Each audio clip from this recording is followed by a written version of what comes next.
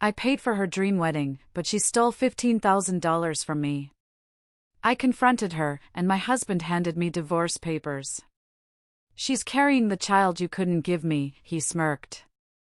Mom laughed at my tears. They thought I was helpless, until I revealed the prenup they forgot. Hello everyone. Thank you for being here with me today. Before I begin my story, grab a warm cup of tea and get comfortable. I'd love to know what time of day you're watching this video. Please comment M for morning, A for afternoon, or E for evening. Now, let me take you into this story. Yesterday was supposed to be a triumph. It was the day my younger sister, Rachel, finally walked down the aisle in a ceremony that cost more than my first 3 cars combined. And who paid for it? I did. Of course I did. I'm Sarah. I'm the reliable one. I'm the one with the successful interior design firm and the heavy checkbook. I stood there in the church, watching Rachel sparkle in a Vera Wang gown that I had swiped my card for, and I felt a mix of exhaustion and relief. Relief that maybe, just maybe, she was finally settled. Relief that the endless demands for florists, caterers, and string quartets were over. I woke up this morning feeling like I had been run over by a truck. The emotional hangover of a family wedding is real, especially when you are the one signing the checks. My husband, Mark, was already up. I could hear the shower running in the master bathroom. I rolled over, reaching for my phone on the nightstand to check my emails. It is a habit I can't break. Running a business means you never really clock off. But before I could even open my work email, a notification from my bank popped up on the screen. It was a fraud alert. My heart did that awful little flip in my chest. I sat up, blinking the sleep away, and tapped on the app. I expected to see a double charge from the reception venue or maybe a hold from the hotel where we had put up the out-of-town guests. Instead, I froze. The numbers on the screen didn't make sense. $15,000. Gone.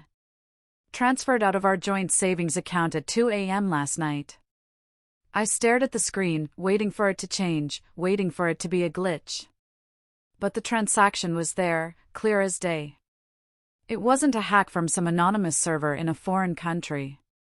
It was a wire transfer. And the recipient wasn't a scammer. The recipient was New Life Fertility and Obstetrics VIP services. My stomach dropped. New Life? That was the most exclusive, expensive clinic in the city. Why on earth would $15,000 be going there from my account in the middle of the night? I threw the covers off. Panic started to rise in my throat, tasting like bile. I needed to ask Mark. Maybe he knew something. Maybe it was a mistake. But deep down, a cold, snake-like dread was already curling around my spine. I walked to the bathroom door. The water stopped running. Mark? I called out, my voice sounding shrill in the quiet bedroom. Mark, you need to come out here. Something is wrong with the bank account. The door opened. Mark stepped out, a towel wrapped loosely around his waist. Steam billowed out behind him, smelling of his expensive sandalwood soap. He didn't look worried. He didn't look confused. He looked ready. He looked at me with an expression I had never seen in our 20 years of marriage. It wasn't love. It wasn't even annoyance. It was a blank, icy indifference. I held up the phone, my hand shaking.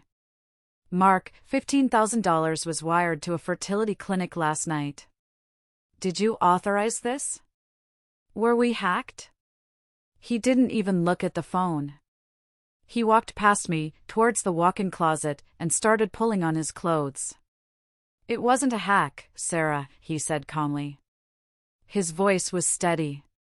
Too steady. What do you mean? I followed him. Why would you send money to a fertility clinic? We aren't doing that anymore. You know we can't. He pulled a crisp white dress shirt off the hanger. He buttoned it slowly, methodically, starting from the bottom. "I know you can't, Sarah," he said, finally meeting my eyes. The air left the room. "What?" Mark turned to face me fully.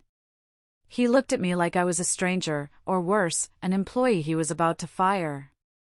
"I sent the money," he said. "And I'm glad you saw it. It saves me the trouble of bringing it up over coffee." "Bringing what up?" I whispered. I felt dizzy. My knees felt weak, and I had to grab the edge of the dresser to steady myself. He reached into his briefcase, which was sitting packed by the door. I hadn't noticed it before. He pulled out a thick manila envelope and tossed it onto the bed between us. It landed with a heavy slap. "I want a divorce, Sarah," he said. The world stopped.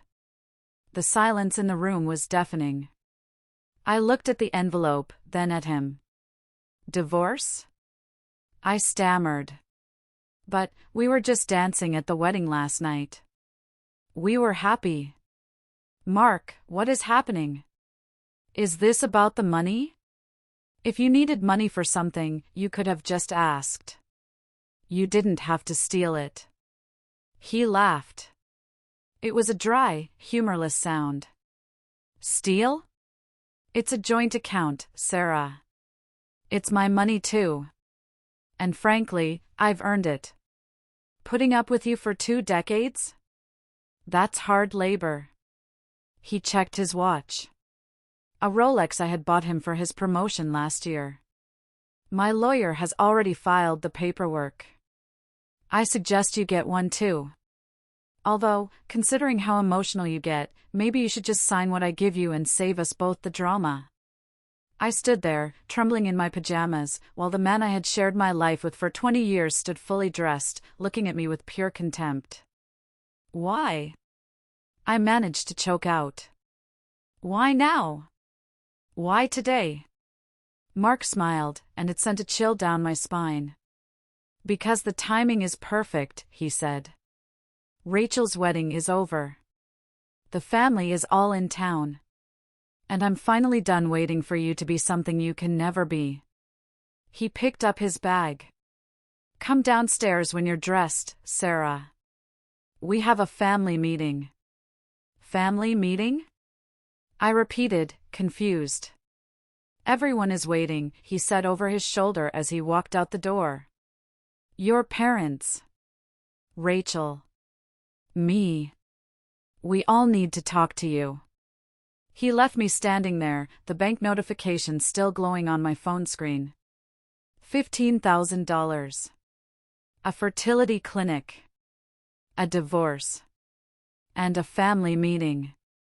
I didn't know it then, but my life as I knew it had ended the moment I woke up. I was walking into an execution, and the people holding the axe were the ones I loved the most.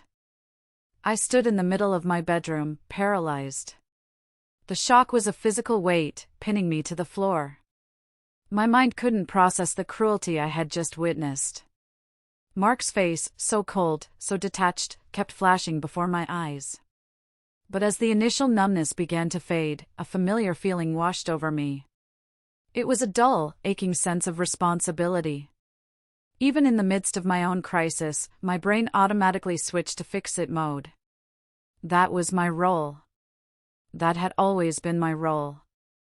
I closed my eyes and let the memories wash over me, trying to find the root of this nightmare. I have always been the invisible child. The useful one. The fixer. I'm 48 years old now, but I can still feel the sting of being 10 years old, standing in the living room with a report card full of straight A's, waiting for my parents to look up from the TV. They never did. Not really. Then Rachel came along. Rachel, my baby sister. She is 14 years younger than me. When she was born, it was like the sun suddenly decided to shine only on her. She was the miracle baby. The golden child. She was cute, bubbly, and demanding. And I became the third parent. While Rachel was taking ballet lessons and going to summer camps, I was working part-time jobs after school to save for my own college fund. My parents, Brenda and Robert, made it clear early on that their resources were limited, and those resources were earmarked for Rachel. Sarah is strong, my mother would say, patting my hand dismissively. Sarah can take care of herself. But Rachel needs us. And I believed them. I wore my independence like a badge of honor. I built my interior design company from the ground up. I worked 18-hour days.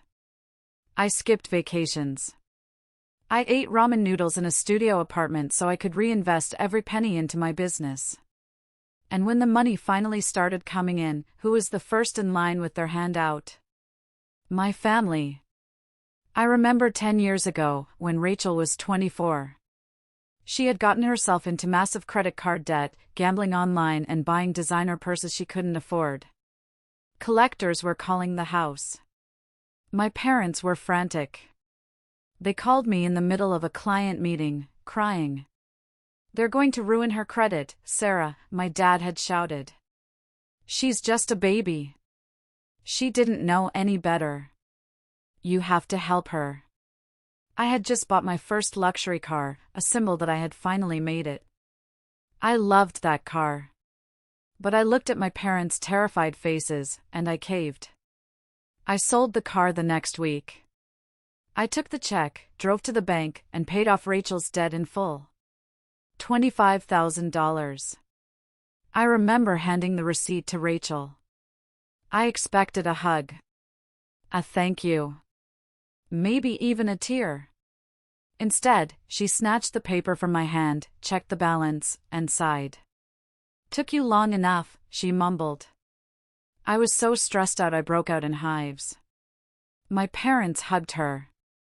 They cooed over her, telling her it was all over, that she was safe now. Nobody hugged me. Nobody asked me how I felt about walking back to the bus stop. That was the pattern. I gave, they took.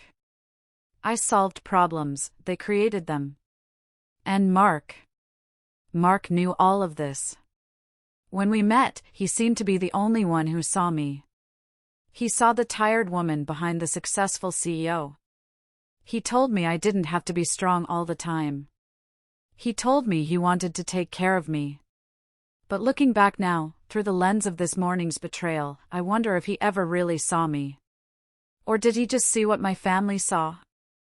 A safety net. A golden goose. He had watched me pay for Rachel's college tuition when she decided she wanted to study fashion merchandising and then dropped out a semester later. He watched me pay off my parents' mortgage so they could retire early. He watched me pay $50,000 for Rachel's wedding yesterday, the flowers, the dress, the open bar where she got drunk and made a toast to finding a rich husband. Mark never stopped me. In fact, he encouraged it. "It's family, Sarah," he would say. "You can afford it. Don't be stingy." Stingy.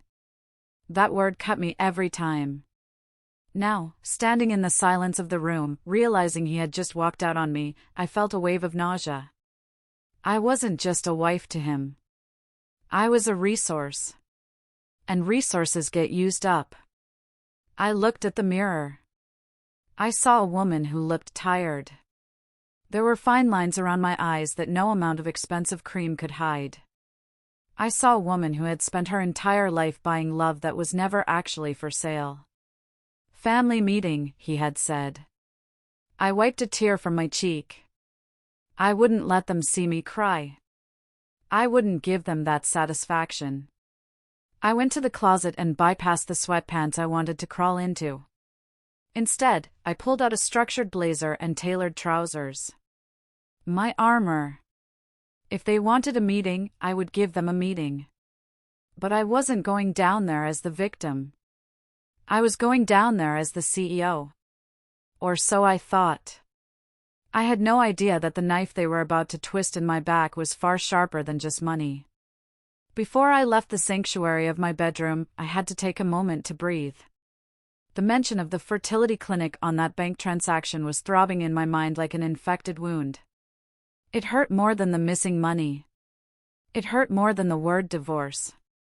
It poked at the deepest, darkest scar on my soul.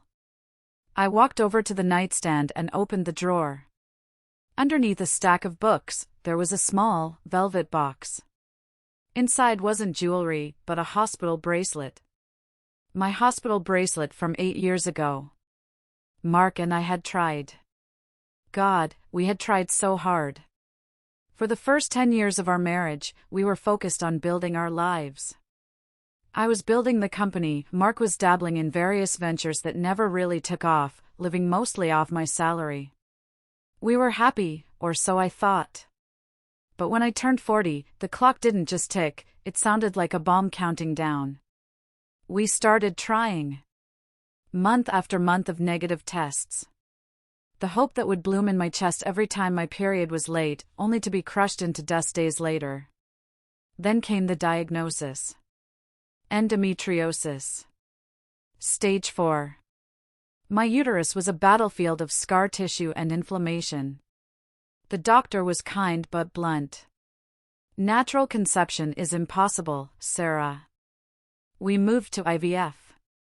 Do you know what IVF is like? It is brutal. It is invasive. It strips you of your dignity. I injected hormones into my stomach until my skin was black and blue. I underwent retrieval surgeries that left me cramped and bleeding. I spent thousands of dollars, my dollars, chasing a ghost. 5 rounds. 5 failures. The last miscarriage nearly killed me. I was 42. I hemorrhaged in the middle of the night. I remember the rush to the emergency room, the blinding lights, the metallic smell of blood. When I woke up, the doctor told me they had to perform an emergency hysterectomy to save my life. My womb was gone. The dream was dead. I remember lying in that hospital bed, feeling hollowed out. I felt less than a woman. I felt broken. I looked for Mark. I needed him to hold my hand. I needed him to tell me that I was enough, that we were enough. But he wasn't holding my hand. He was standing by the window, looking out at the parking lot. He smelled of cigarette smoke, even though he had quit years ago. "I'm sorry," I had whispered, my voice raspy from the anesthesia. He didn't turn around immediately. When he did, his eyes were dry. "It's okay," he said. But the tone wasn't comforting. It was resigned. It was the tone of a man who had made a bad investment and was cutting his losses. "At least we save on the college fund," he had muttered under his breath a few weeks later. He claimed it was a joke. A dark joke to cope with the pain. But after that, a wall went up between us. He stopped touching me. He stopped looking at me with desire. He started sleeping with his back to me. Whenever the topic of children came up at dinner parties, Mark would sigh loudly and say, "Well, Sarah is a career woman. The business is her baby." He made it sound like a choice. Like I had chosen money over motherhood. He let people believe I was selfish, rather than broken. And I let him. Because I felt guilty. I felt like I had failed him. He wanted a legacy. He wanted a son. He was a man with a traditional ego but without the success to back it up, so he needed a biological copy of himself to validate his existence. And I couldn't give him that. So when I saw that transfer to New Life Fertility, my first irrational thought was that maybe he was trying to find a surrogate for us. Maybe he wanted to surprise me. But that thought died the moment he asked for a divorce. Mark wasn't trying to fix us. I stared at the hospital bracelet in the velvet box one last time. I snapped the lid shut. The pain of infertility is a quiet, lonely thing. It eats you from the inside out. But today, that pain was transforming into something else. Rage.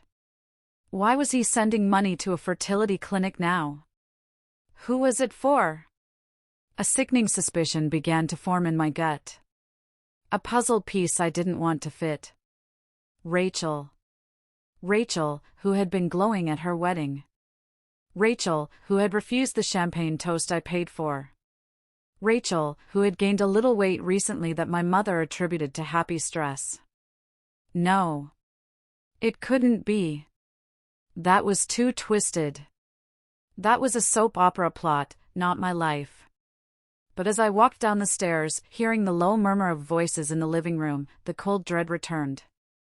I wasn't just walking into a divorce meeting. I was walking into a revelation that would shatter whatever remained of my heart. I walked into the living room. The atmosphere was thick, like the air before a thunderstorm. My parents were sitting on the love seat. My mother, Brenda, was drinking tea from my fine china, the set I told everyone not to use because it was fragile. My father, Robert, was flipping through a magazine, looking bored. Mark was standing by the fireplace, leaning his arm against the mantelpiece as if he owned the place. In his mind, I suppose he did. And Rachel. Rachel wasn't there yet. Finally, Mark said, checking his watch again. We don't have all day, Sarah. I walked to the center of the room, keeping my back straight. I didn't sit down. I didn't want to be lower than them. Where is my money? I asked, my voice cutting through the room. And why are we talking about divorce in front of my parents? Mark chuckled. He walked over to the coffee table and picked up a stack of papers. Always about the money with you, isn't it? He sneered. You're so transactional. That's why this marriage is dead. You're cold, Sarah. You're like a dried-up branch. The insult landed exactly where he intended. My hand instinctively went to my stomach, to the empty space where my womb used to be. I have supported you for 20 years, I said, my voice shaking slightly. I built this life. I built this house. And that, Mark interrupted, waving the papers, is exactly the point. We live in a community property state, Sarah. Or have you been too busy picking out throw pillows to read the law? He took a step closer to me, invading my personal space. Everything you built during our marriage is ours. Half of the accounts. Half of the house. And... He paused for dramatic effect, a cruel smile playing on his lips, half of your company. My blood ran cold. The design firm was my life's work. It was the only thing I had left. You wouldn't, I whispered. You don't know the first thing about design. You'd ruin it. I don't want to run it, Mark laughed. I just want to cash out. I want my share. My compensation for the wasted years. My mother chimed in then, setting her teacup down with a clink. Sarah, honey, don't make this difficult, she said, her voice dripping with fake sympathy. Mark has been very patient with you. A man has needs. A man needs a legacy. You couldn't give him that. It's only fair you give him financial security. I whipped my head around to look at her. Fair? Mom, he's stealing from me. He's trying to destroy my business. He's your husband, my father grunted, not looking up from his magazine. Or he was. You should have tried harder to keep him happy. Maybe if you spent less time at the office and more time at home, we wouldn't be here. I felt like I was in the twilight zone. They were blaming me. My own parents were sitting in my living room, blaming me for my husband's greed. I want him out, I said, pointing at the door. Mark, get out of my house. Now. Mark didn't move. He just smiled, crossing his arms. I'm not going anywhere, Sarah. This is my marital home. I have every right to be here. And besides... He looked towards the hallway leading to the guest suite. We have a guest who needs to be comfortable. Rachel? I asked. Is she still here? Why is she involved in this?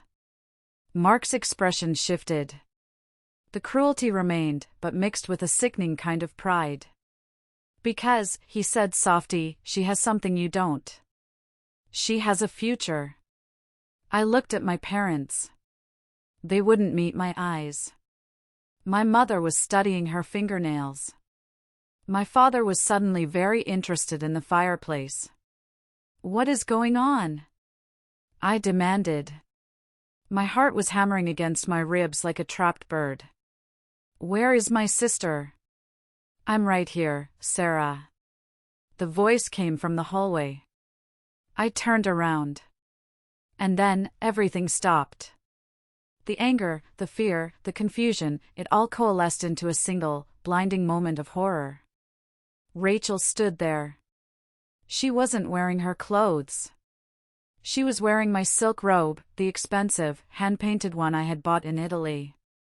But it wasn't the robe that made me gasp. It was the way she was standing. Her hand was resting protectively on her stomach. A stomach that was protruding just enough to be noticeable under the silk. She was pregnant. And looking at Mark's face, that look of pride, of ownership, I didn't need a DNA test. I didn't need a confession. The $15,000 to the fertility clinic. The secret whispers. The divorce. The puzzle pieces slammed together, forming a picture so grotesque I wanted to vomit. Rachel walked into the room, her movements slow and exaggerated, like she was carrying a crown jewel instead of a betrayal. She smirked at me, her fingers tracing circles over the small bump beneath the silk. Surprised? She asked, her voice light and airy. I couldn't speak. My mouth opened and closed, but no sound came out. My brain was short-circuiting. My sister. My husband. How? I finally choked out. You just got married yesterday. To Kevin. Rachel laughed, throwing her head back. Oh, Sarah. Kevin? Kevin is a prop. He's sweet, but he's broke. And frankly, he's boring. We needed the wedding for appearances. Plus, you were paying for it, so why not have a big party? She walked over to Mark. He reached out and wrapped an arm around her waist, pulling her close. He rested his hand on her stomach, right over hers. The intimacy of the gesture was like a physical blow. Kevin doesn't know about the baby? I asked, feeling faint. Kevin thinks it's his, Mark answered for her. For now. We'll handle him later. This isn't about Kevin. This is about us. Us? I whispered. We've been together for 2 years, Sarah, Rachel said, looking at me with pity. Since that Christmas party you were too busy to host properly. Mark was lonely. I was available. 2 years. For 2 years, they had been lying to my face. Eating at my table. Taking my money. Rachel had planned her entire wedding on my dime while sleeping with my husband. And the baby? I pointed a trembling finger at her stomach. IVF, Mark said proudly. We wanted to be sure. We wanted a boy. And we got one. The clinic confirmed it last week. That's my money, I screamed. The rage finally broke through the shock. You used my money to impregnate my sister. I used our money to secure my legacy, Mark corrected, his voice hard. Something you failed to do. I had cancer. I screamed, even though it wasn't cancer, it felt like it. I had a hysterectomy. I almost died. And that's sad, Rachel said, picking at a loose thread on my robe. But Mark deserves to be a father. You can't be selfish, Sarah. You have the career. You have the money. Let me have this. Let Mark have this. You are disgusting, I spat. I took a step toward Rachel. I don't know what I was going to do. Maybe slap her. Maybe rip my robe off her body. But before I could get close, Mark shoved me. It wasn't a playful push. It was a hard, violent shove to my chest. I stumbled back, my heels catching on the rug. I fell hard onto the floor, the impact jarring my spine. "Don't you dare touch her," Mark snarled, standing over me. His face was twisted with aggression. "She is carrying my son. She is worth 10 of you." I looked up at him from the floor. This man who had sworn to protect me. "You hit me," I whispered. "I'm protecting my family," he said. "My real family." I looked over at my parents. Surely, this was the line. Surely, seeing their son-in-law shove their eldest daughter to the ground would snap them out of it. "Mom? Dad?" I pleaded. "Did you see that?" My father cleared his throat. "You are coming at her, Sarah." Mark was just defending her. Defending her? I cried, tears streaming down my face now. "She's sleeping with my husband. She's pregnant with his child. That is incest. That is sick." "It's unconventional," my mother said, smoothing her skirt. "But these things happen. And honestly, Sarah, look at the bright side. The baby will be family. It will be your nephew. You can be the aunt.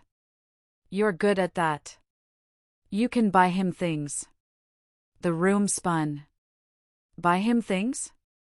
I repeated. "That's all I am to you people? A wallet?" "Don't be dramatic," Rachel said, snuggling into Mark's side. "We're giving you a chance to be involved. Mark and I are going to be together. We're going to raise this baby. And since you have this big, empty house with all those unused bedrooms." She looked around the living room, her eyes gleaming with greed. "We think it's best if we raise him here. It's a good environment for a child." I realized then what the endgame was. They didn't just want the money. They wanted my life. They wanted to replace me, completely. Rachel wanted to be the mistress of my house, the wife of my husband, the mother of the child I couldn't have. And they expected me to pay for it. I sat on the floor, the Persian rug scratching my palms. From this low vantage point, they looked like a grotesque tribunal. The adulterous husband, the treacherous sister, and the parents who had sold me out for a grandchild. "You want the house?" I asked quietly, pushing myself up. My hip throbbed where I had landed. "It makes the most sense," my mother said, nodding eagerly. "Rachel needs stability. And you, well, you're always working. You could get a condo in the city. Something smaller. Easier to maintain. Plus," Mark added, "the alimony and child support I'll be asking for will be substantial. If you let us keep the house, I might go easier on the cash demands." "Child support?" I laughed, a hysterical, bubbling sound. "It's not my child." "But I'm your husband," Mark smirked. "And until the divorce is final, my debts are your debts. My expenses are your expenses.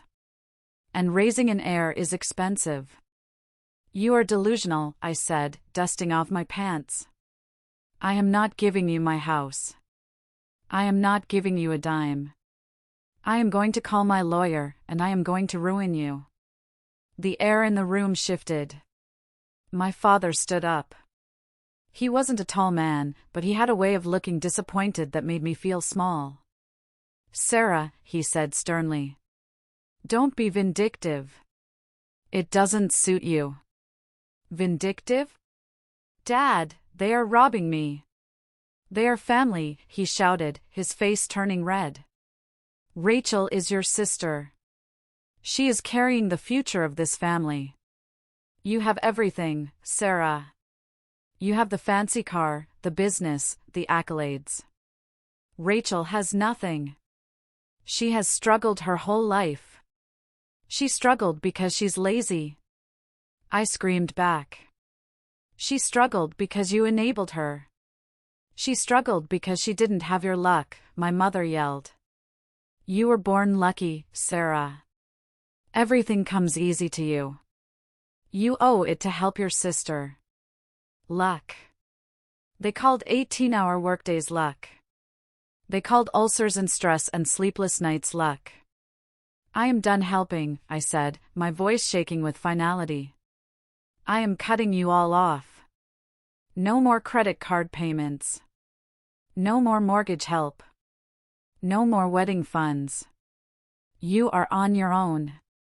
A heavy silence fell over the room.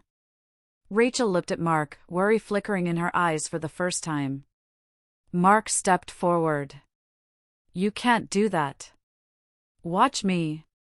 If you do, Mark said, his voice dropping to a low, dangerous growl, I will destroy your reputation. I will tell everyone that you were abusive. That you denied me children. That you're unstable. Go ahead, I challenged him. Who will believe you?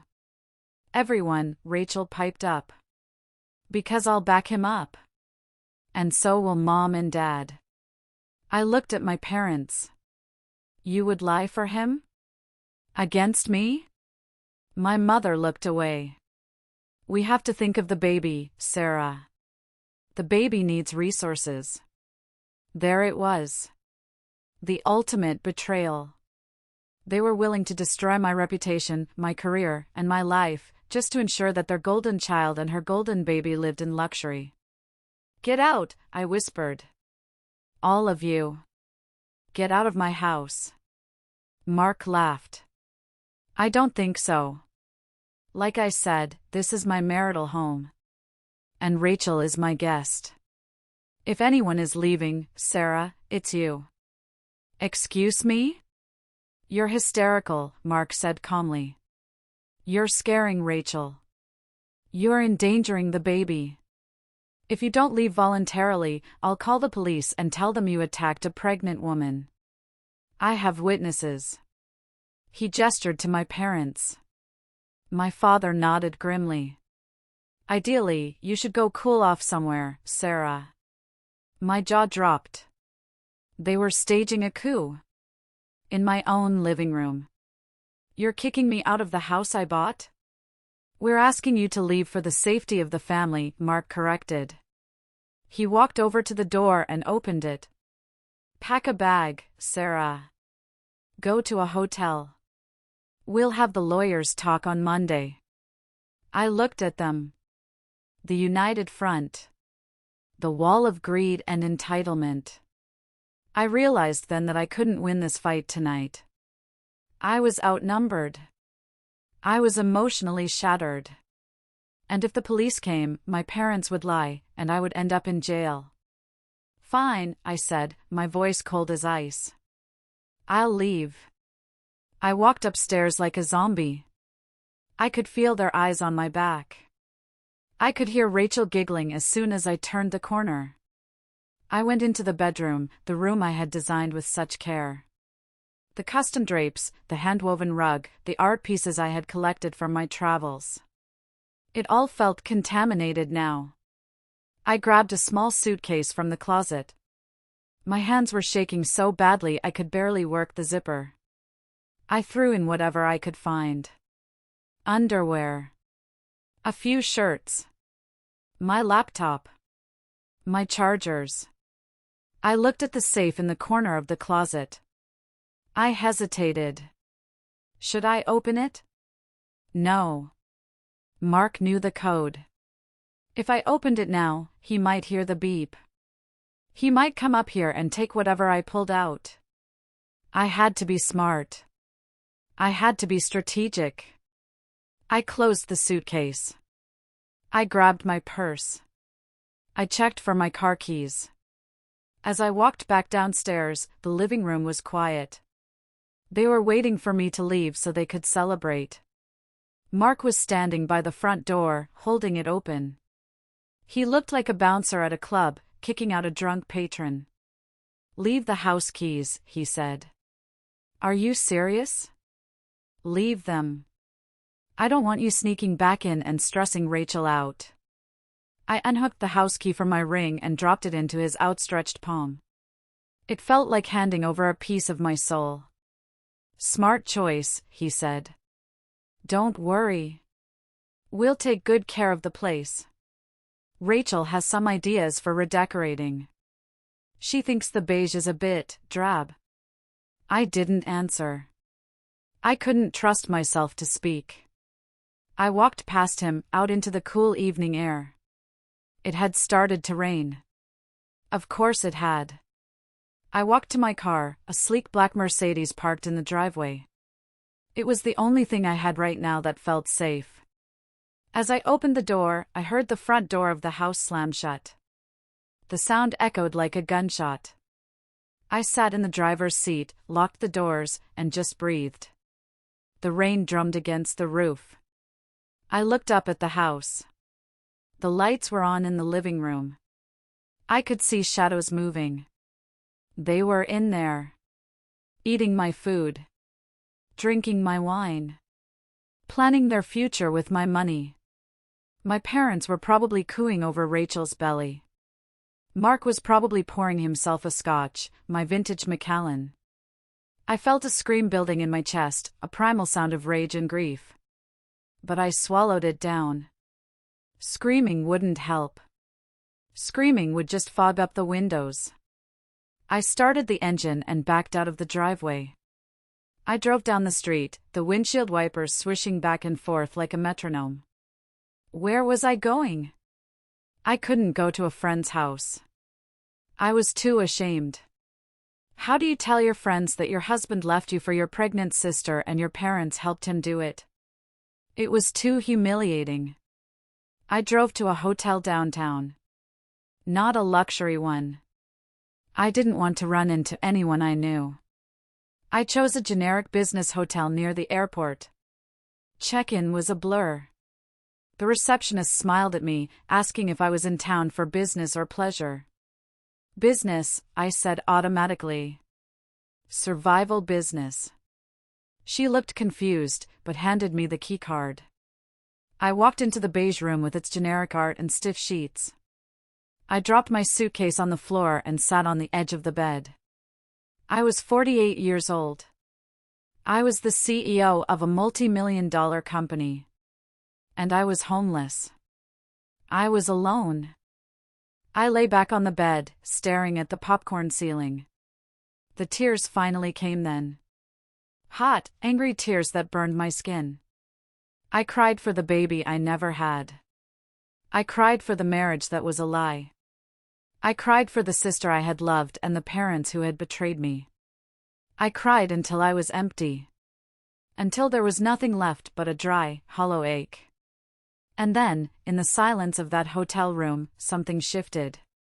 The victim in me, the sad, infertile, invisible Sarah, started to fade. And in her place, the CEO stepped forward. I sat up. I wiped my face. They thought they had won. They thought they had stripped me of everything. They thought I was weak. But they had forgotten who I was. I wasn't just a checkbook. I was a shark. I built an empire from nothing. I negotiated contracts with ruthless developers. I managed crises for a living. Mark thought he knew everything about our finances. He thought community property was a magic wand that would give him half my kingdom. But Mark was lazy. He never read the fine print. And he had forgotten about the year 1998. I stopped crying. Crying was for people who had no options. I had options. I had a brain, and I had a memory that was slowly waking up from the fog of trauma. I went to the bathroom and splashed cold water on my face. I looked at myself in the harsh fluorescent mirror. My eyes were red, my mascara was smeared, but my jaw was set. Okay, Sarah, I whispered to my reflection. Think. Analyze. Strategize. I went back to the desk and opened my laptop. I didn't log into my bank account. I knew that was a crime scene. Instead, I logged into my secure cloud storage, the one Mark didn't know the password to. I started scrolling through files from years ago. Mark was arrogant. His arrogance was his greatest weapon, but it was also his fatal flaw. He assumed that because we were married, he owned me. He assumed that because I was generous, I was stupid. He assumed that the house we lived in was marital property. I found the folder labeled Personal Legal Permanent. My hand stopped shaking as I clicked it open. There it was.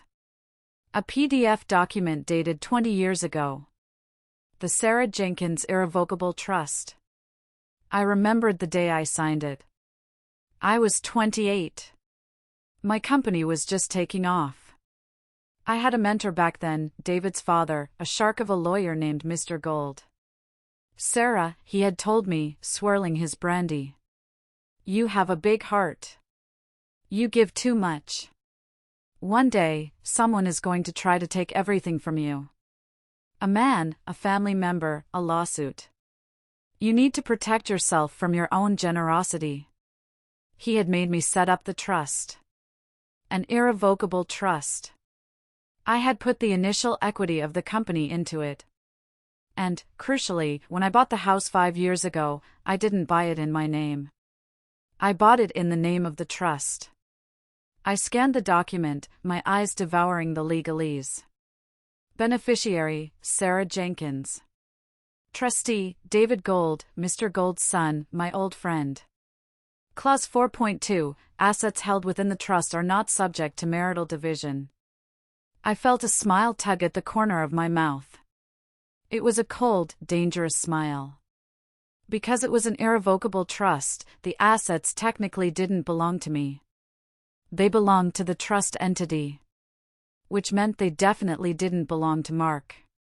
And then, I opened another file. Prenuptial agreement. Mark had signed it the day before our wedding. He had been so eager to marry me, so eager to access my lifestyle, that he hadn't even read it properly.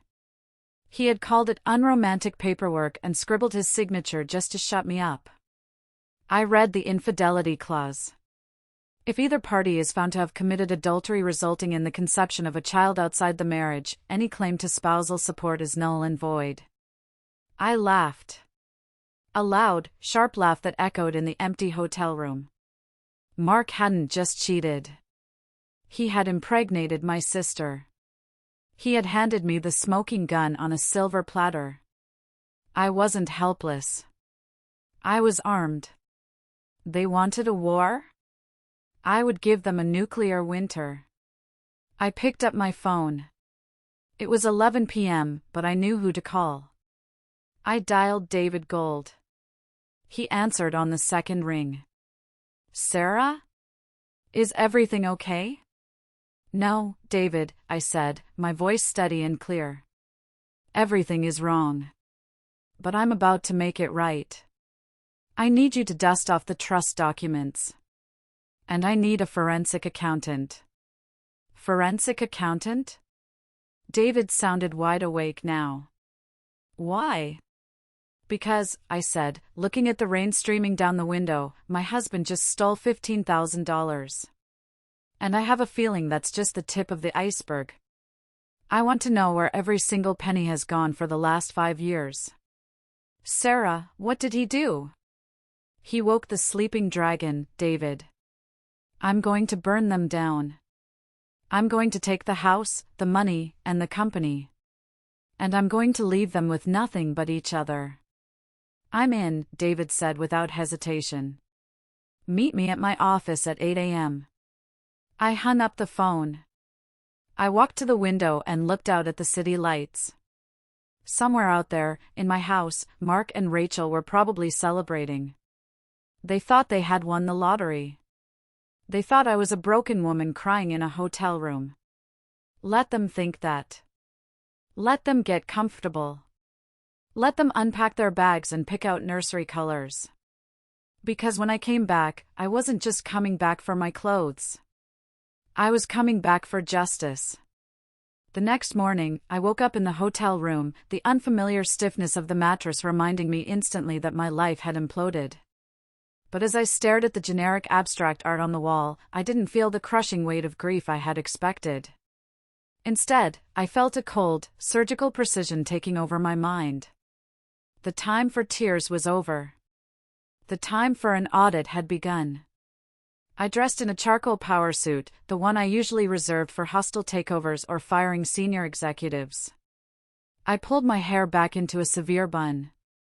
When I looked in the mirror, the woman staring back wasn't a heartbroken wife.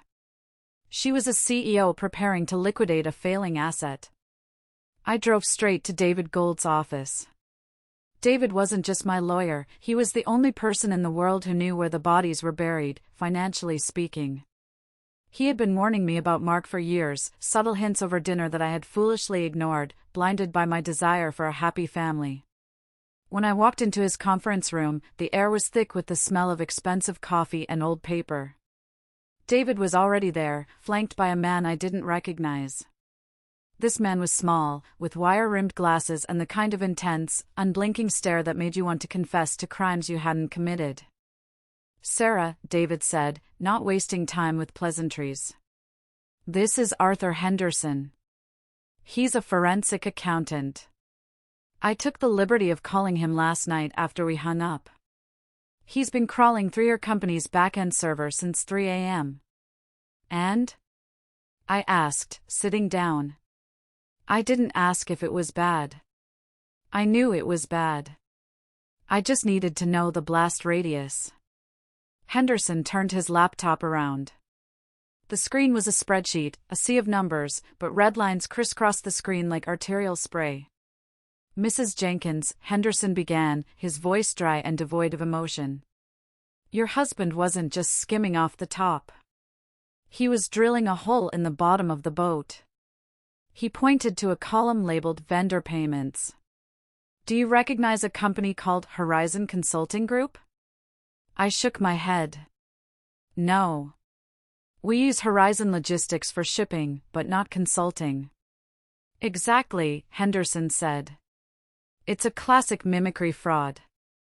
He set up a shell company with a name similar to a legitimate vendor so the accounts payable department wouldn't flag it. "For the past 24 months, your company has been paying Horizon Consulting a retainer of $4,500 a month." I did the math quickly in my head. "That's over $100,000. $108,000 plus miscellaneous expense invoices," Henderson corrected. "But here is where it gets interesting." I traced the routing number for Horizon. "It doesn't go to a business account. It goes to a personal checking account in Nevada." He clicked a key, and a scanned image of a bank signature card popped up on the screen. My breath hitched.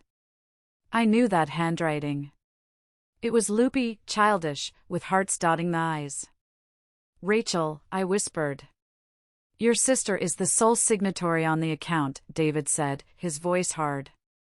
"Mark approves the invoices, the company wires the money, and Rachel withdraws it.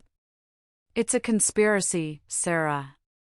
A documented, federal crime-level conspiracy." I felt a wave of nausea. It wasn't just that they were sleeping together. They were business partners in the destruction of my life. Every time I had complained to Rachel about work stress, about tight margins, she had nodded sympathetically, all while she was the one bleeding me dry. "There's more," Henderson said. He didn't offer comfort, he offered data. I looked into the withdrawals from Rachel's account. Rent for a luxury apartment downtown. Payments to a high-end fertility clinic starting 6 months ago. And substantial transfers to an entity called Golden Chip Enterprises. "What is Golden Chip?" I asked. "An online gambling clearinghouse," Henderson said. "It appears your husband has a significant gambling problem. He's been using your sister to launder money from your company to pay off his bookies." The pieces fell into place with a sickening click. Mark's mood swings. His late nights at the office. The sudden desperation for cash. He wasn't just a cheater, he was an addict. And he had dragged my sister into his addiction, using her as the bagman. "He's desperate," David noted, looking at the numbers. "Look at the dates. The transfers are getting larger and more frequent. He's chasing his losses. That's why he demanded the divorce now." He needs a lump sum settlement to cover a debt before his legs get broken. I leaned back in my chair, a dark smile forming on my lips. So, he's not just greedy. He's cornered. He's a rat in a trap, David agreed. And he thinks you're the cheese. Can we prove all of this? I asked. I mean, really prove it? Enough to put them away? Mrs. Jenkins, Henderson said, finally cracking a thin smile. I have the IP addresses. I have the digital signatures. I have the bank records. I could convict a ham sandwich with this evidence. Mark Jenkins is walking around with a target on his back, and he handed us the gun. Good, I said, standing up. David, prepare the divorce papers. But don't file them yet. I want them to sign my version first. You're going to confront them? David asked, looking worried. Sarah, these people are desperate. Mark is cornered. It could be dangerous. I'm not going to confront them, I said, smoothing my skirt. I'm going to invite them to a victory party. They think they've won. I'm going to let them believe it. I want them relaxed. I want them arrogant. And then, when they are sipping my champagne and counting my money, I'm going to drop the guillotine. I spent the next 2 days in a state of hyper-focused activity. I was a ghost in my own life. I stayed at the hotel, but I was everywhere. I hired a private investigator, a former cop named Miller, to tail Mark and Rachel. I needed to know exactly what they were doing while they squatted in my home. Miller's reports were nauseating, but useful. He sent me photos of Rachel driving my Mercedes, the one Mark swore was in the shop, to a baby boutique. I saw pictures of them carrying bags of clothes, toys, and expensive nursery furniture into my house. They were nesting. They were stripping my home of my identity and replacing it with their twisted new reality. But the most damning photo came on Friday afternoon. Miller sent a picture of Mark walking into a pawn shop downtown. He was carrying a small velvet box. I zoomed in on the photo on my phone. My heart stopped. It was my grandmother's emerald brooch. It wasn't the most expensive thing I owned, but it was the most sentimental. It was the only thing I had left of the woman who raised me when my parents were too busy fawning over Rachel. He was selling my history to pay for his future. I called the pawn shop immediately. I described the brooch. The owner, sounding suspicious, confirmed a man had just pawned it for $800. Don't sell it, I told him, my voice shaking with rage. That item is stolen property. I am filing a police report.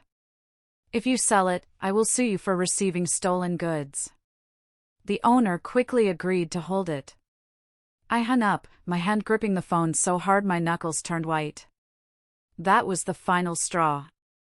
They could take the money. They could take the house. But they would not take my grandmother. I called David. It's time. Set it up for Saturday noon.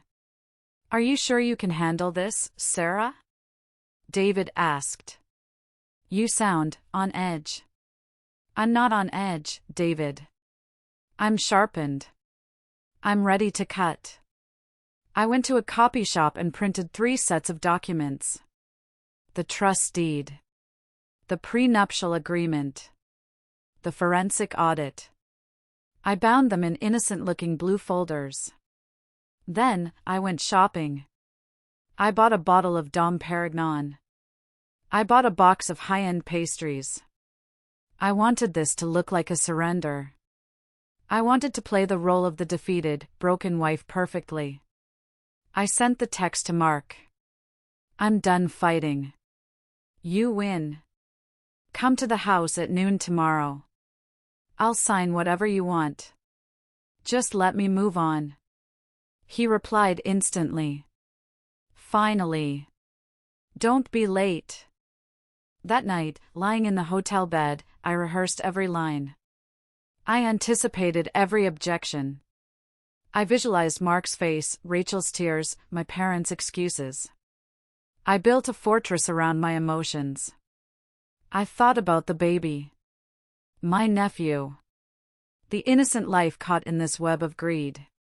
A pang of sadness hit me. He didn't ask to be born into this mess. He didn't ask for a father who is a thief and a mother who is a parasite. I'm sorry, little one, I whispered into the dark. I can't save you from your parents. But I can make sure they never hurt anyone else again. I pulled up the forensic report one last time. I looked at the gambling debts. Mark owed over $50,000 to a loan shark in Atlantic City. The deadline for payment was next week. That's why he was pawning my jewelry. That's why he was pressing for the house. He needed liquid assets, and he needed them now. If I didn't stop him, he would have drained the company accounts dry within a month. He would have destroyed the livelihoods of my 50 employees. He would have burned everything I built to keep himself warm. I wasn't just fighting for myself anymore. I was fighting for my employees, for my legacy, for justice. The victim Sarah died in that hospital bed 8 years ago. The Sarah who woke up tomorrow was the executioner. Before I finally tried to sleep, I made one last mistake. I opened Instagram. I had blocked Rachel, but I created a burner account. I needed to see the narrative they were spinning. And there it was. A photo posted 2 hours ago. It was taken in my kitchen. Mark was standing behind Rachel, his hands on her pregnant belly. They were both laughing, holding mugs of cocoa. The caption read, "Finally building a home filled with love, not just money. Hashtag true love, hashtag our miracle, hashtag new chapter." My mother had commented, "So proud of you both for following your hearts. God works in mysterious ways." My aunt, "Beautiful. You deserve this happiness, Rachel." Hundreds of likes. Comments from people I knew, people I had fed, people I had helped. They were all celebrating my erasure. They were cheering for the destruction of my marriage as if it were a romantic comedy. "Love, not just money," I read the caption out loud. The irony was so thick I could choke on it. They were standing in a kitchen paid for by my money, drinking cocoa bought with my money, wearing clothes bought with my money, celebrating a baby funded by my stolen money. I felt a tear slide down my cheek, but I brushed it away angrily. I set up my phone on the hotel desk. I needed to talk to someone who would understand. Someone who wasn't blinded by their lies. I hit record. "I am sitting in a cheap hotel room while my husband and sister play house in the mansion I built," I said to the camera, my voice trembling but gaining strength. They think they've won. They think because I've been quiet for 3 days, I'm broken. They don't know that silence isn't surrender. Silence is reloading. I looked directly into the lens.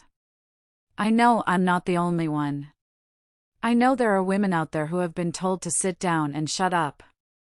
To let the family take what they want because family comes first. Well, tomorrow, I'm going to show them that justice comes first. I took a deep breath. If you are still listening to my story, please help me like the video and comment number 1 below. This tells me that you are amazing, and I understand that you are accompanying me throughout this journey. Your help is a huge encouragement, cheering me on.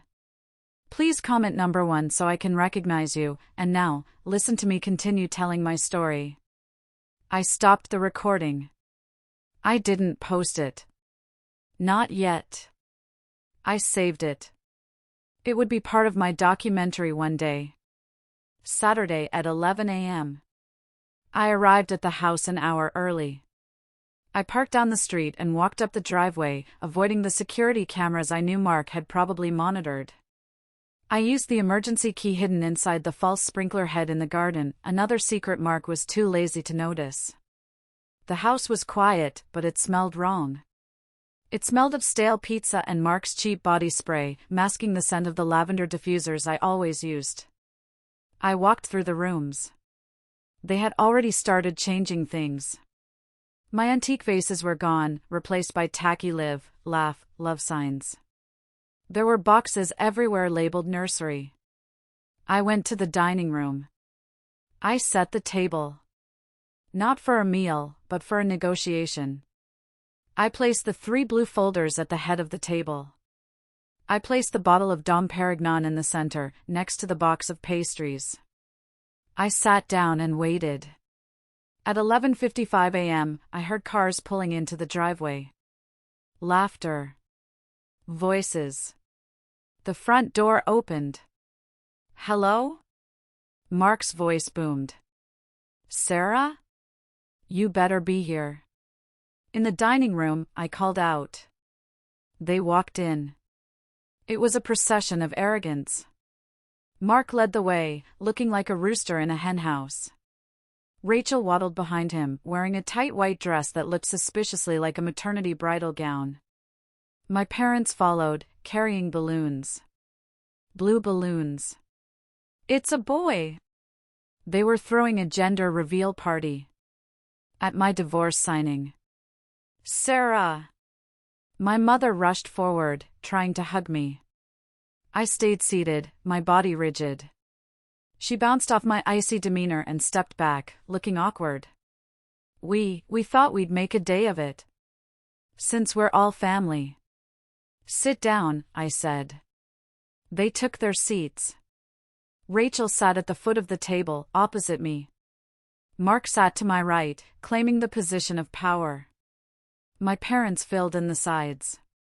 "So," Mark said, rubbing his hands together. "You're finally being reasonable. I knew you'd come around. You're a smart businesswoman, Sarah. You know when to cut your losses." "I do," I said quietly. "I really do." "Did you bring the check?" Rachel asked, eyeing the champagne. "And the deed?" "We want to start the nursery renovations on Monday." "I brought everything," I said, tapping the folders. "But first, a toast." I popped the cork on the champagne. The sound made my father jump. I poured 5 glasses.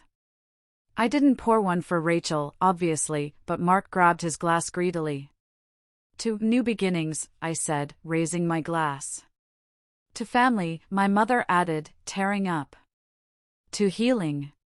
"To the baby," Rachel said, rubbing her belly. "My little miracle." Mark clinked his glass against mine. "To getting what we deserve." I took a sip. It tasted like victory. "You're right, Mark," I said, setting the glass down. "We should all get exactly what we deserve." I opened the first folder. "Mark, you asked for the house.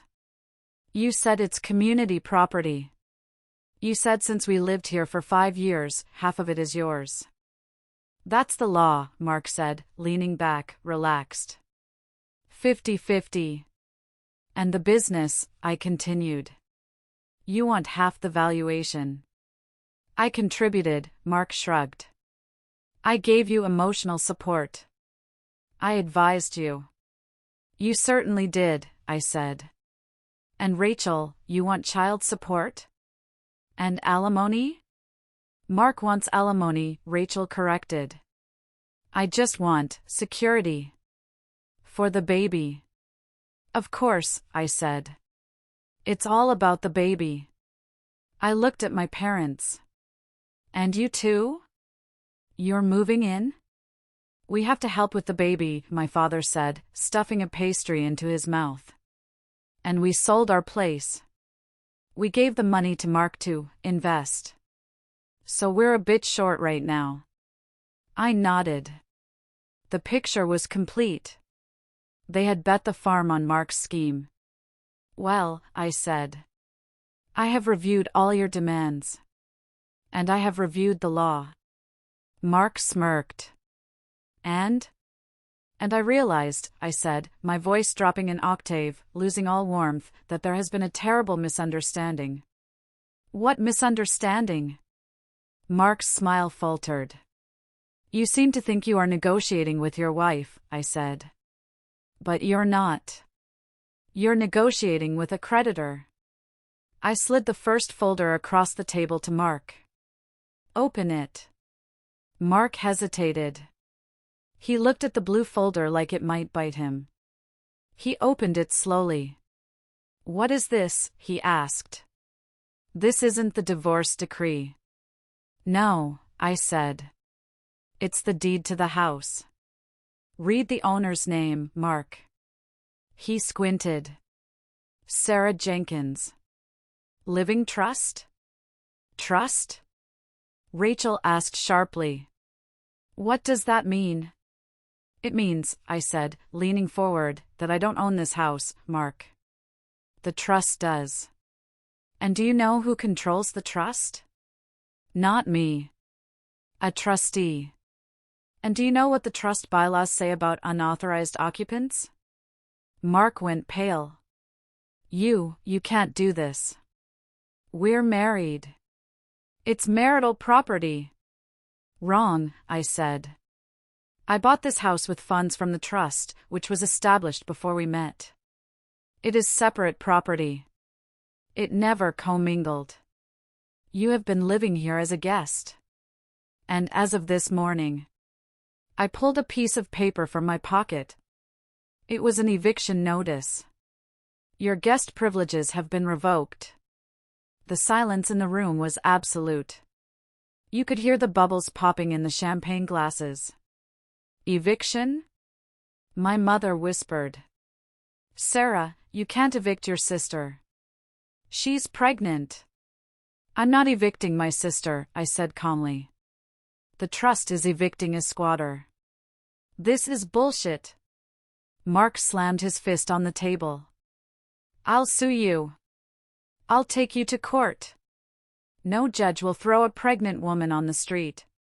Actually, I said, a judge already did. I got the emergency order signed this morning. You have 24 hours to vacate. If you're not gone by noon tomorrow, the sheriff comes to escort you out. We have nowhere to go. Rachel screamed. We sold everything. Mom and Dad sold their condo. That sounds like a you problem, I said. But wait, there's more. I slid the second folder across the table. You wanted half the company, Mark. You said you helped build it. Mark glared at me, his eyes filled with hate. I did. I managed the books. We'll get to the books in a minute, I said. But first, let's talk about the prenup. I didn't sign a prenup. Mark lied. Or if I did, it was under duress. You signed it 2 days before the wedding, in front of a notary and your own lawyer, I reminded him. And you were quite happy to sign it because you thought you'd never get caught. Caught doing what?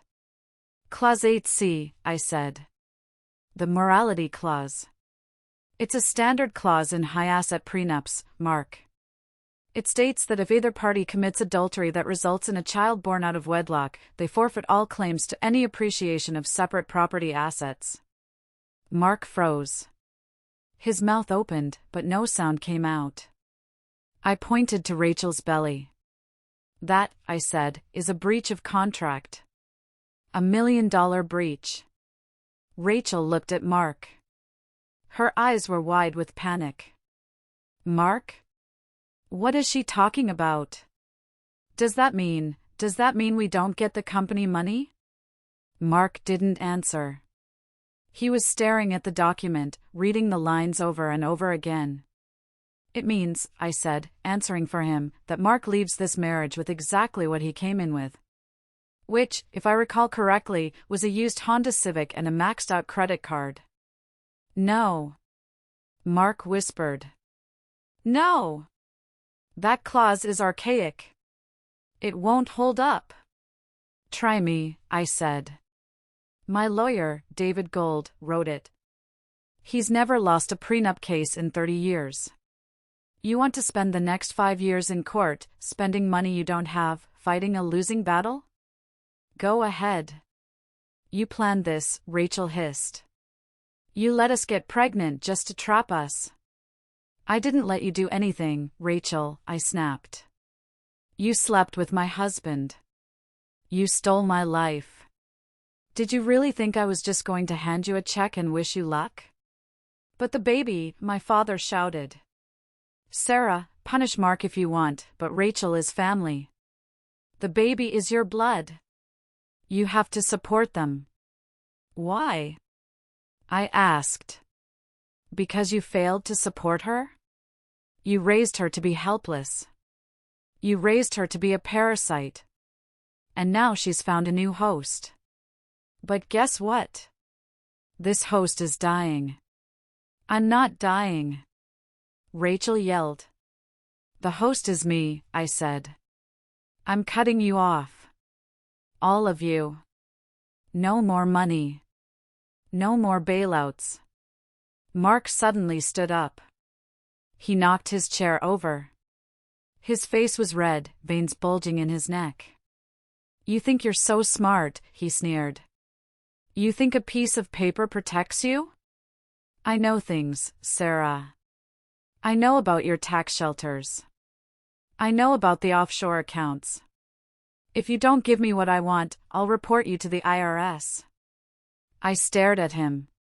A slow smile spread across my face. Oh, Mark, I said softly. I was really hoping you would bring up the taxes. I reached for the third folder. The thickest one. Because that brings us to the most interesting part of our little meeting. Mark's eyes flicked to the folder. He saw the logo on the front page. Henderson Forensic Accounting. His bravado evaporated instantly. He sat back down, hard. What is that? He whispered. This, I said, is a detailed record of every single dollar you have stolen from me in the last 3 years. Stolen? Rachel squeaked. Mark didn't steal. He earned bonuses. Is that what he told you? I opened the folder. Did he tell you that the $4,500 a month he was wiring to Horizon Consulting was a bonus? Rachel went pale. She looked at Mark. You said that was your salary. You said Sarah approved it. I never approved a dime to a shell company in Nevada, Rachel, I said. And I certainly never approved you as the signatory. I pulled out a copy of a check. A check signed by Rachel Miller. This is your signature, isn't it? Rachel trembled. I just signed where he told me to. I didn't know. It's called money laundering, Rachel, I said. And conspiracy to commit embezzlement. It's a felony. I turned back to Mark. He was sweating now. Profusely. $250,000, I said. That's the total. Plus the $15,000 for the clinic. Plus the $40,000 you sent to Golden Chip Enterprises. My parents looked confused. What is Golden Chip? My mother asked. It's an online casino, I said. Your son-in-law isn't an investor, Dad. He's a gambler. A losing gambler. That's a lie. Mark shouted. I was day trading. I was trying to grow our portfolio. By betting on virtual blackjack at 3 a.m.? I asked. I have the logs, Mark. I have the IP addresses. You lost the money. And then you stole from my company to pay your debts. And when that wasn't enough, you stole my grandmother's brooch. My mother gasped. Mother's emerald brooch? You sold it? Mark looked down at the table. I was going to buy it back. Once the divorce settlement came through. You pawned it for $800, I said with disgust. To buy into a poker game. You are pathetic. So, what now? Mark asked, his voice low and dangerous. You going to sue me? Good luck collecting. I have nothing. I know you have nothing, I said. That's why I'm not suing you for the money. Then what do you want? I want justice. I checked my watch. 12:30. What happens at 12:30? Rachel asked, looking around nervously. At 12:30, I said, the police arrive. Mark shot up from his chair. You called the cops? I did. And I sent them this file 3 hours ago. You bitch. Mark lunged across the table. It happened in slow motion. Mark reaching for me, his hands like claws. My father shouting. Rachel screaming. But he never reached me. The front door kicked open. It wasn't locked. I had left it unlocked for a reason. Police. Nobody move. 3 officers stormed into the dining room, guns drawn. Mark Jenkins. Hands where I can see them. Mark froze, halfway across the table, one hand knocking over the champagne bottle. It shattered on the floor, foaming liquid pooling around the It's a Boy balloons. Don't shoot! Mark screamed, raising his hands. She's crazy. She invited us here. It's a domestic dispute. The lead officer, a burly man with a no-nonsense face, walked up to Mark. Mark Jenkins, you are under arrest for grand larceny, embezzlement, and wire fraud. He grabbed Mark's arm and spun him around. The handcuffs clicked. You have the right to remain silent. Rachel! Mark shouted as he was dragged away from the table. Call the lawyer. Call the guy I told you about. But Rachel wasn't calling anyone. She was trying to hide under the table. Rachel Miller, the officer said, looking down at her. Please stand up. No, she sobbed. I'm pregnant. I didn't do anything. We have a warrant for your arrest for conspiracy and money laundering, the officer said. Stand up, ma'am. Do not make us use force. Sarah! Rachel looked at me, her face a mask of terror. Sarah, tell them. Tell them I didn't know. I'm your sister. I looked at her. I looked at the sister who had slept with my husband, who had spent my money on a nursery while plotting to kick me out of my own home. You signed the checks, Rachel, I said calmly. You spent the money. You're an adult.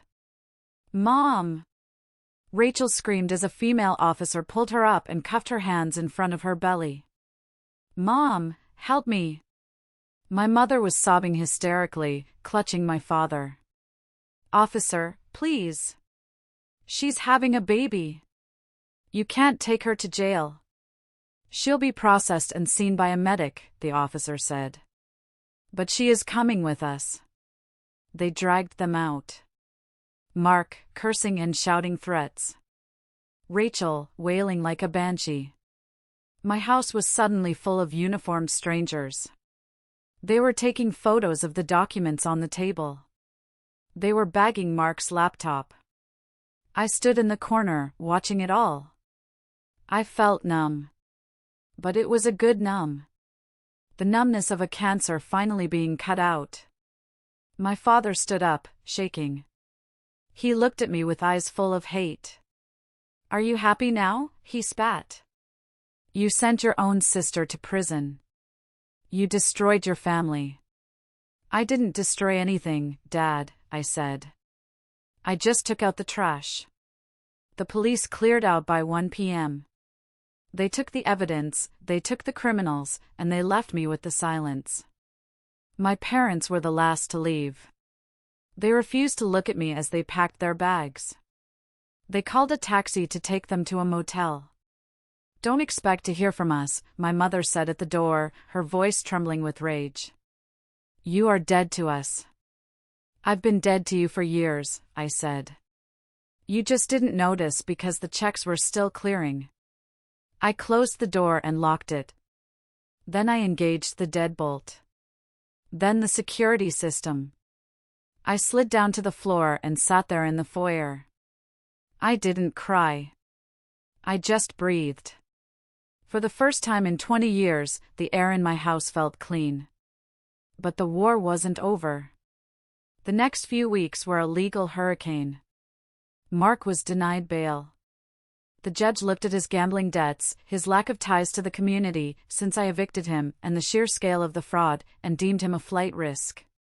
Rachel made bail, posted by my parents who had to sell their car and cash out their last remaining life insurance policy. She was confined to the motel room with them, wearing an ankle monitor. Then came the phone calls. The first one was from the jail. Mark. I accepted it because David told me to record everything. Sarah, Mark's voice was different. The arrogance was gone, replaced by a desperate, wheedling tone. Sarah, baby, please.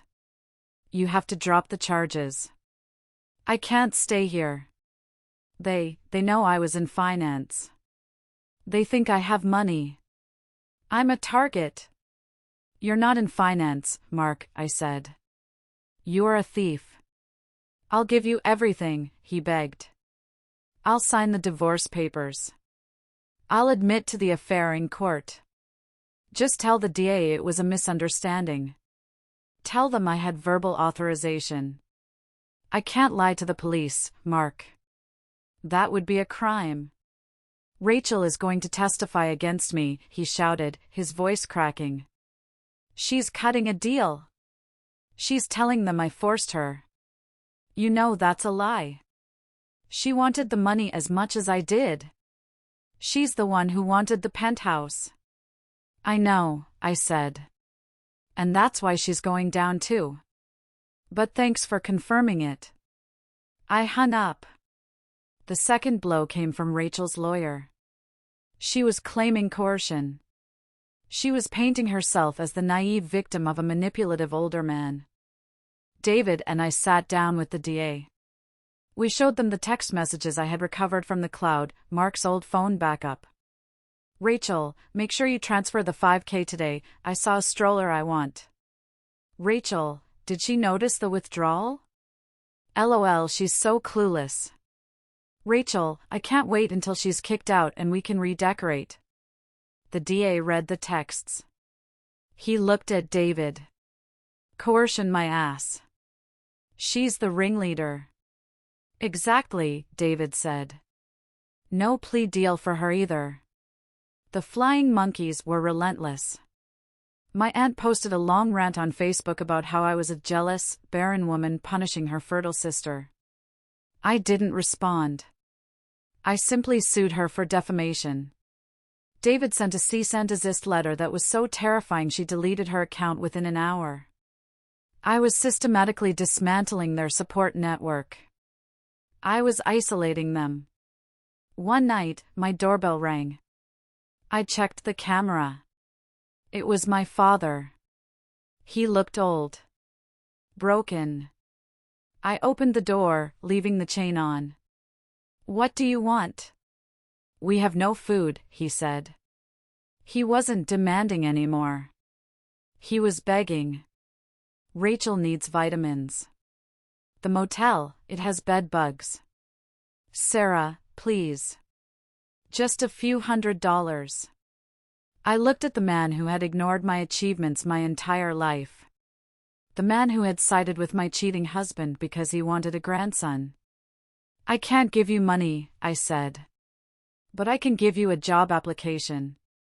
I slid a paper through the crack. It was a flyer for a cleaning service.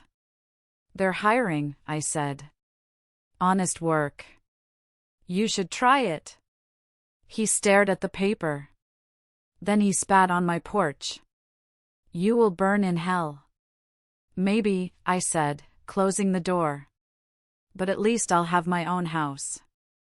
The trial took place 3 months later. It was a media circus.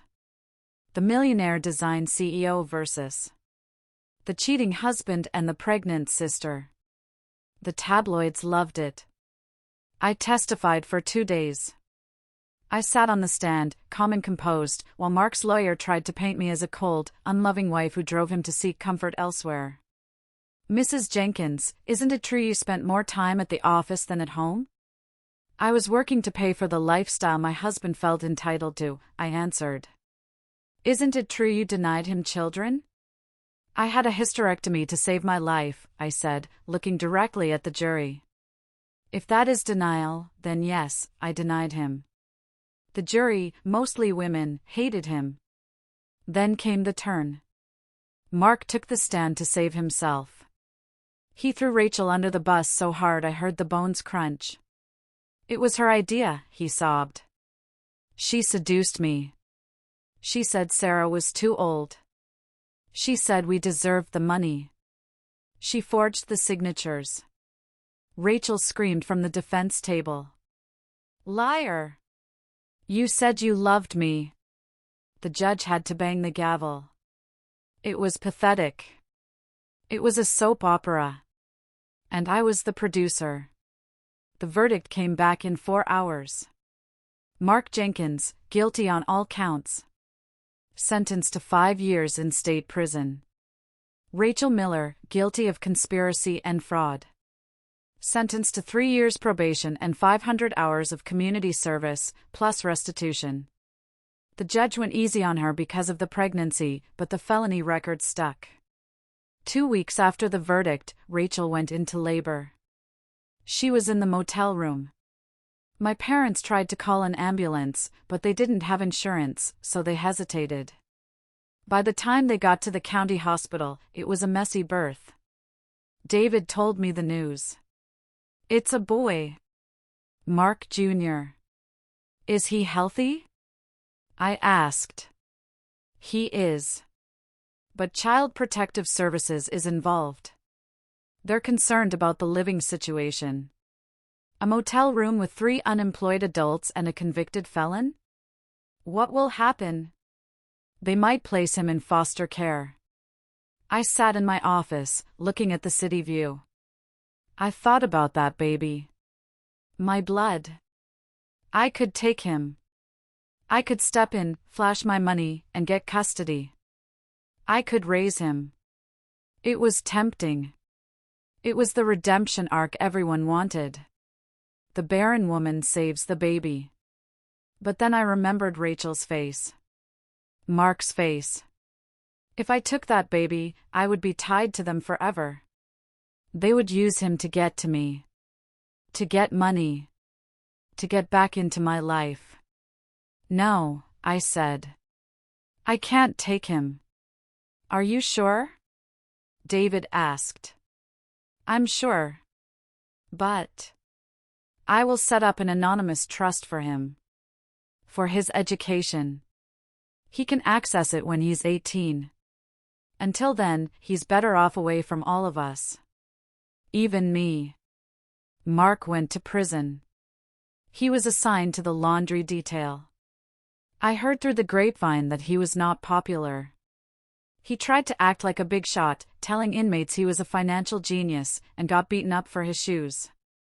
Rachel and my parents moved to a trailer park in a neighboring state. They couldn't afford to live in the city anymore. Rachel works at a diner. My parents live off Social Security. They are miserable, and they blame each other every day. I sold the house. I couldn't live there anymore. The ghosts were too loud. I bought a penthouse downtown. It's all glass and steel and light. I decorated it myself, not for a family, but for me. My business exploded. The publicity from the trial, oddly enough, brought in clients. Women wanted to hire the Iron Lady who took down her cheating husband. I became a symbol of resilience. I started dating again. Slowly. I met James at a gallery opening. He's an architect. He's divorced, has 2 grown kids, and doesn't want any more. He has his own money. He has his own life. On our 3rd date, I told him everything. The hysterectomy. The betrayal. The revenge. I expected him to run. Most men would find it too much drama. James just looked at me, took a sip of his wine, and said, "Remind me never to piss you off." We laughed. It was the first time I had laughed without bitterness in years. I'm not healed completely. I still have trust issues. I still check my bank accounts every morning. But I'm free. I realized that for 40 years, I was trying to buy love. I thought if I was useful enough, rich enough, generous enough, they would love me. But you can't buy love. You can only rent parasites. I visited the ocean yesterday. I stood on the shore, letting the cold water rush over my feet. I thought about the Sarah who stood in that church, paying for her sister's wedding, desperate for approval. She feels like a stranger to me now. A ghost. I forgave her. I forgave myself for being blind. For being weak. For wanting a family so badly I let them bleed me dry. But I won't forgive them. Forgiveness is overrated. Sometimes, anger is the fuel you need to survive. Sometimes, burning the bridge is the only way to stop the enemy from following you. I still get letters from Mark. He's found God in prison. He says he prays for me. I burn them unopened. I set up the Second Act Foundation. We help women who have been victims of financial abuse. We provide forensic accountants, lawyers, and therapists. We help them find their hidden money and their hidden strength. Every time we win a case, every time a woman gets her house back or sends her abuser to jail, I feel a little piece of my soul healing. My nephew, Mark Jr., was placed with a nice foster family in Oregon. I get updates from the social worker. He's happy. He doesn't know who his parents are. And honestly, that's the greatest gift I could give him. So, to everyone listening, to every woman who is holding a family together with her bare hands while they pick her pockets, stop. Look at the bank accounts. Read the texts. Trust your gut. You are not crazy. You are not too sensitive. You are being used. And you have the power to stop it. You don't need a husband to validate you. You don't need a sister to define you. You don't need parents to approve of you. You just need yourself. And maybe a really good lawyer. This is Sarah Jenkins, signing off. And remember, living well isn't the best revenge. Watching them live with the consequences of their actions, that is the best revenge. Sarah's journey reminds us that sometimes the most painful betrayals can become our greatest catalysts for transformation. In a world where family ties are often considered sacred, her story challenges us to recognize that true family is defined not by blood, but by respect, honesty, and mutual support. The courage to stand up for oneself, even against those we've loved and protected, isn't selfishness, it's self-preservation. Sarah didn't just reclaim her financial assets, she reclaimed her dignity and self-worth. Perhaps the most profound lesson here is that generosity, while virtuous, must be balanced with boundaries.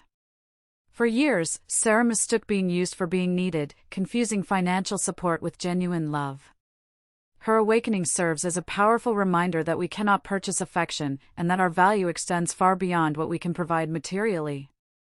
True relationships thrive on reciprocity and respect, not exploitation and entitlement.